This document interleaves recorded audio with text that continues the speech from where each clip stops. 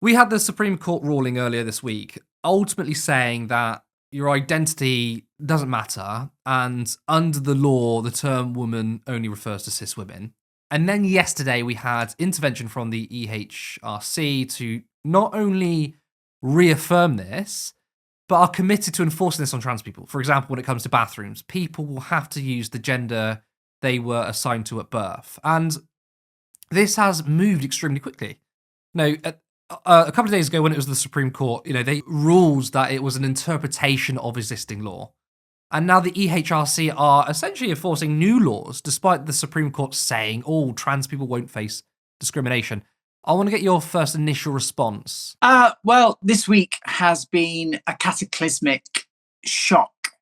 And I would really want to stress on people that while trans people are at the sharp end of this ruling by the UK Supreme Court, it is a chilling warning to everybody out there, because bear in mind that the trans population haven't actually done anything here. These are 20-year-old existing, what we thought were rock solid legal rights, recognizing us as being equal to cis women.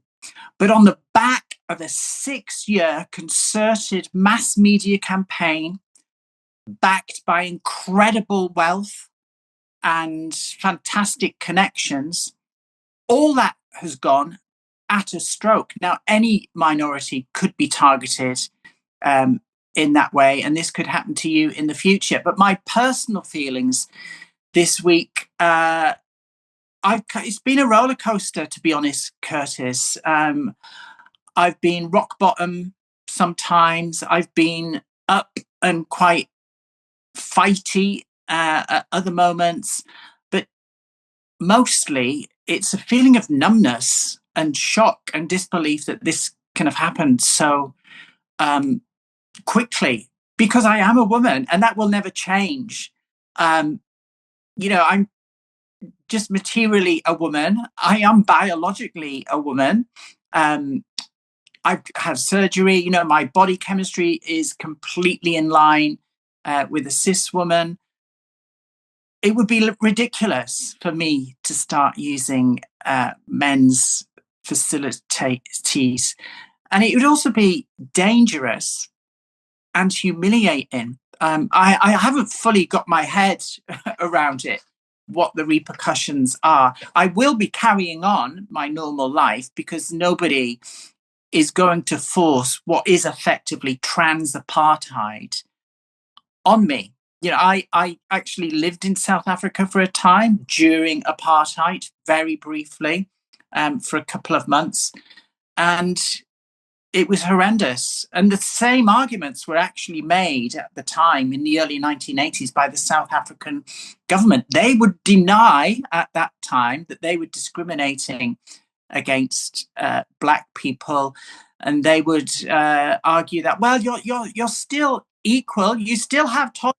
They're just different toilets. Yeah, instead of using these toilets, you've always used your new toilets are just down the corner and then turn left. I want to, there's a few things I want to talk about there, but you brought up there's wealth behind this. We know that J.K. Rowling, a billionaire, has dropped £70,000, I think, maybe even more, on gender-critical movement. So I think what people, and I want to get your view on this, it's important to know that this isn't some sort of grassroots movement. No. It is a money-backed movement. And then when you look at polls as well, I'm not saying that there isn't, a widespread transphobe in this country, but polls tend to show people have a more favourable view of trans people. Yet it seems like suddenly out of nowhere, even though it wasn't, it's been behind the scenes, that this sort of money-backed fake grassroots movement has now disrupted trans people's lives through this court ruling and now the EHRC. There's a lot of gaslighting going on here. You mentioned when we started our conversation here, the actual speed at which EHRC, the organisation within Britain that traditionally protects minorities and vulnerable people, has moved beyond what the actual UK Supreme Court ruling was. They already had something prepared about the NHS. They've had something prepared about football, which has stood strong against all the pressure that's been exerted on that. And obviously, the British Transport Police yesterday, that they will be strip searching anatomically females, getting men to do those searches, which is, it's just open to abuse. It's going to be traumatic for the person that suffers that. Just obscene, just a horrendous situation. But the gaslighting here is that this is not women v trans. Most women are actually on our side, but the TERFs, the gender criticals, they try to spin it that they speak for all women. But the polling, it just simply doesn't say that. It doesn't reflect that in any way. And the judge, Lord Hodge, in his delivery of his ruling, he, in a section, said, well, I'm doing this to protect lesbians who are scared about what's happened to them and they're unable to meet. Well, the latest YouGov poll shows that 84% of lesbians are staunchly pro-trans. So if you take the hyperbole and all the propaganda that is projected through the mass media out of this and actually just look at the granular detail, it's a completely different story. But this is the power of the age that we live in: social media, indoctrination, and lies, essentially lies. Trans people have lost their legal recognition through lies. It's as simple as that. Are you surprised this has happened? I know that in terms of culturally in the media, transphobia is at its height. Actually, I mean, that's probably the wrong way of phrasing it because it probably can always get worse. Yeah. But in terms of the Supreme Court, the EHRC, are you surprised this has happened? That essentially you've woken up and you now have less rights at a stroke of a pen? Yeah, I'm shocked and stunned. I'm probably one of the most trolled person in the UK over the last 6 years. I think I'm probably up there, certainly in the top 10.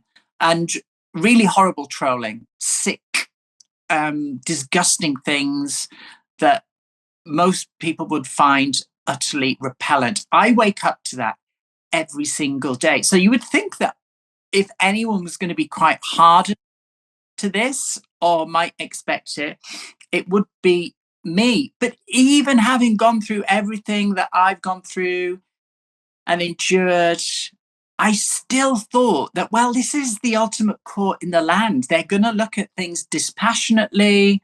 They're just going to look at the facts. Like I said about the polling, 84% of lesbians, they're going to look at all that, take the emotion out of it and say, no, this ruling was made. It's quite clear on the evidence, even that the woman in charge of drafting the Equality Act, a civil servant called Melanie Phillips, has since come online to say, well, actually, the judge was wrong. He said that the definition of woman in the original drafting of the Equality Act wasn't intended to include trans people with gender recognition certificates. And Melanie has said that's incorrect because we were aware of the 2004 Gender Recognition Act, which is a separate piece of legislation which says, to all intents and purposes, that trans people should be legally recognised and treated by the law as the sex that they transition to. So that was conveniently left out of the summation delivered by Lord Hodge. And when I was listening to it, honestly, Curtis, it was like tuning into the 1950s. And I became a little bit disconnected because part of me was saying, is this actually real? Or is this, have I tuned into a drama, some scripted episode of something? The language he used about the campaign groups, the fake women's rights groups who are actually trans hate groups. It was all very flattering. He was saying, I thank so and so for bringing this evidence.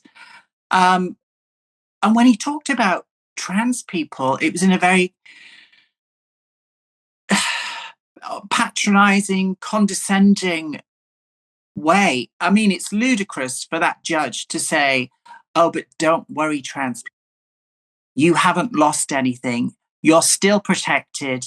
And I won't be happy if people start bullying you. What do you think is going to happen on the back of you taking the decision that somebody like me is not a woman? That's removed. I'm a man in your eyes, and that I am now barred from facilities. What reaction in the real world, Lord Hodge, do you think that is going to have?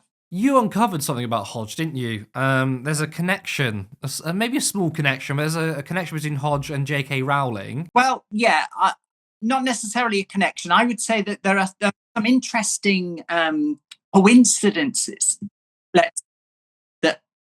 I think it's fair to say they need exploring. So Lord Hodge lives in, or I'm not sure where J.K. Rowling is residing at the moment, because she's probably got 100 properties around the world. But certainly for a time, she was living in Edinburgh. And it looks like her and Lord Hodge lived in the same neighbourhood, the same posh area of Edinburgh. J.K. Rowling attends the Church of Scotland congregation, and Lord Hodge is heavily involved with the Church of Scotland. So you have a near neighbour sharing the same church.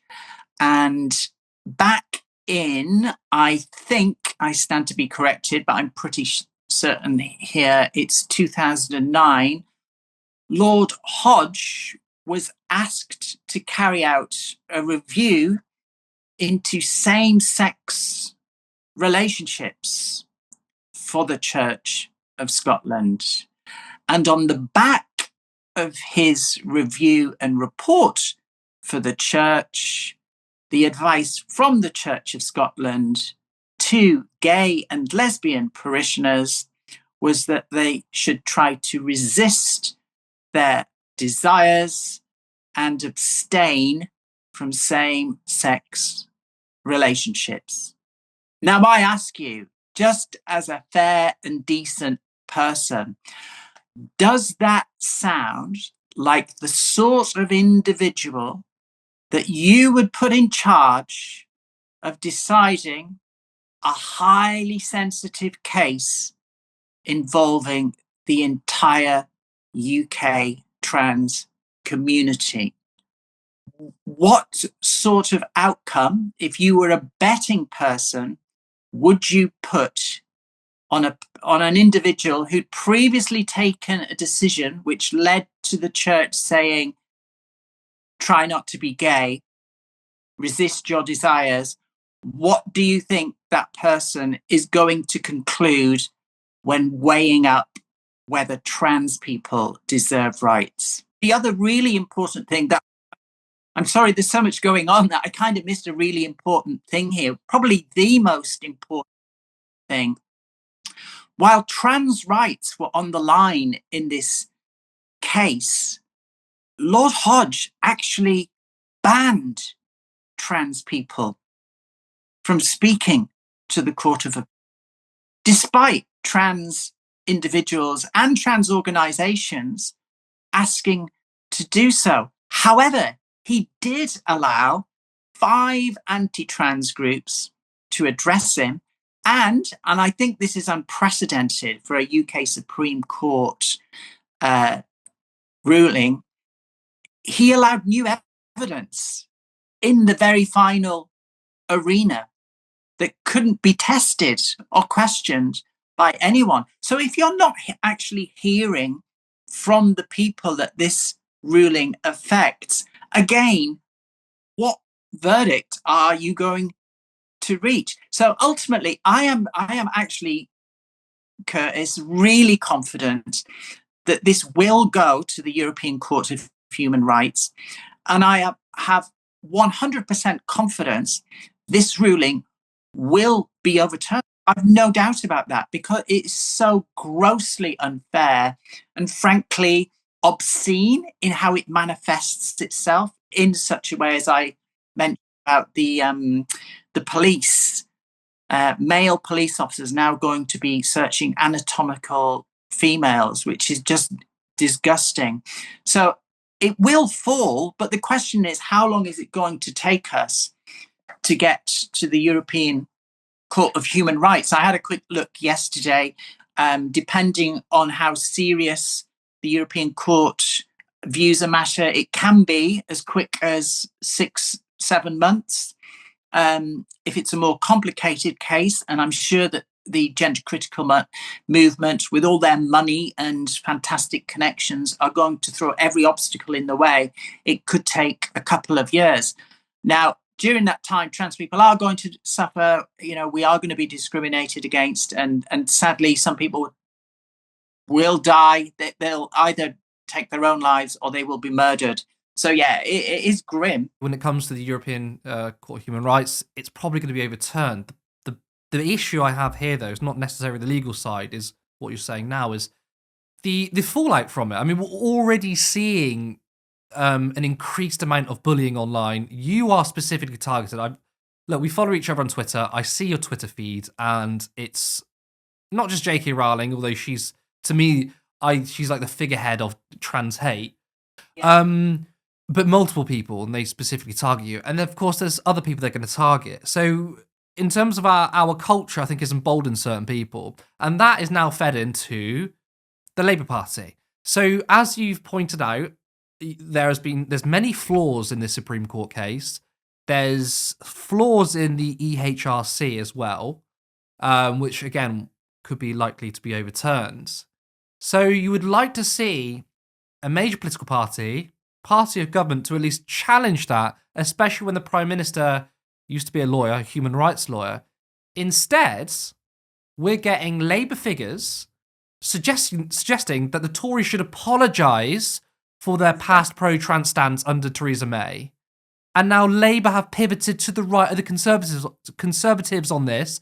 So I really want to get your response to the Labour Party. Well, I find the Labour Party absolutely repellent at the moment, and ludicrous, to accuse the Conservatives of being champions of trans rights after the persecution that we've endured over the last few years is utterly preposterous. This is the party that invented a trans cat kid, with Kemi Badenoch sending in inspectors to a primary school, and lo and behold, they didn't find a trans cat kid. This is the party that called trans people awful things, that had a prime minister in Rishi Sunak that told offensive jokes at the podium, that everybody kind of just looked at him in an awkward way. So for Labour to make out that the Conservatives are somehow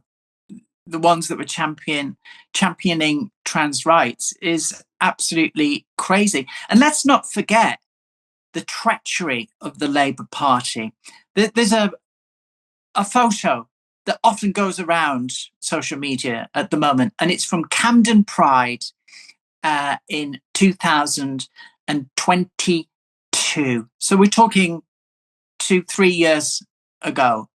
And it's a photo of Keir Starmer holding a placard lollipop stick with a trans graphic and the trans colours, flanked by Angela Rayner and Annalise Dodds, decked out in their trans colours and rainbow flags, saying, "We stand with you."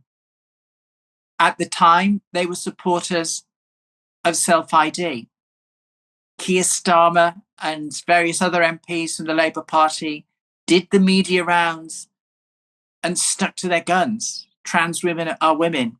That's how it is. But as soon as they get in office, they're suddenly terrified of the reaction of the likes of the Daily Mail, the Observer, and also the Guardian. You know, people think that the Guardian is a left-wing news outlet. Well, it used to be. You know, I grew up with the Guardian. That used to be my paper of choice, but it certainly isn't now. Certainly not as far as trans rights are concerned. So Labour have metaphorically stabbed us in the back, and they are solidly on the side of the gender criticals. And this is a massive thing for Labour, because I do think they've made the wrong move. I don't think the likes of Keir Starmer has a particularly good political nose for how things will pan out. This is why he ends up doing so many U-turns and flip-flops. He just doesn't have that political nous about him. And at the end of the day, gender critical is a hate movement. It is all about bigotry and cruelty. It's not about women's rights, as he may think, and he might kid himself at the moment. And this is going to play out in such a way that obviously trans people are going to die, and I'm not being melodramatic about that. Trans people are going to die as a direct consequence of this UK Supreme Court ruling.